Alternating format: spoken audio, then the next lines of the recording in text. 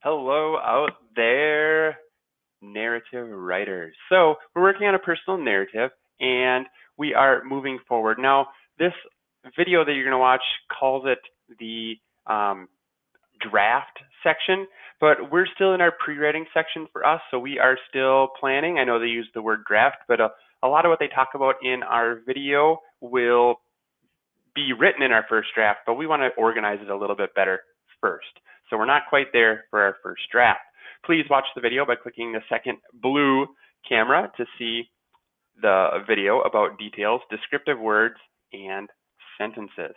So this video here is going to talk about this slide, which gets us started, and then this graphic organizer.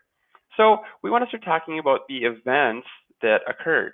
So you're thinking about what you're writing about, and again, if you have to go up to the top to see what you chose, you certainly can. I hope you have a good mental memory of that. And then think about what you did in your beginning, in your hook sentence to garner the reader's attention. And then what I want you to do is think of the events that occurred. Event 1, Event 2, and Event 3. Now in our video, it talks about transition words like first, next, then, and last. You certainly could use those here. And notice that I put 3 events. If you have more, you certainly can add more. Here's what I want to refrain and pause you about, or just have you cognizant of. You don't want to go, and then we did this, and then we did this, and then we did this, because that gets boring for the reader. So you might want to narrow it down and then add a lot of descriptive words for each of the events that you do decide to talk about.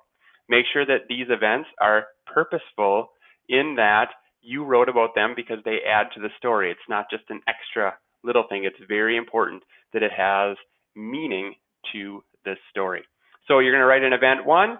You can use a transition word, and then think of some descriptive words. And these don't have to be sentences, but how you would describe, again, using your 5 senses, those important events. And then again, more sensory details that you could add just in general about your story. We want to create a mental picture for our reader. So fill this up with words that give us those sensory details. We're going to be working very hard on sensory details as we go forward here. So please know that there are more info to come on that as we transition forward. So continue to get your ideas on paper, type in your important events, descriptive words, and then those sensory details.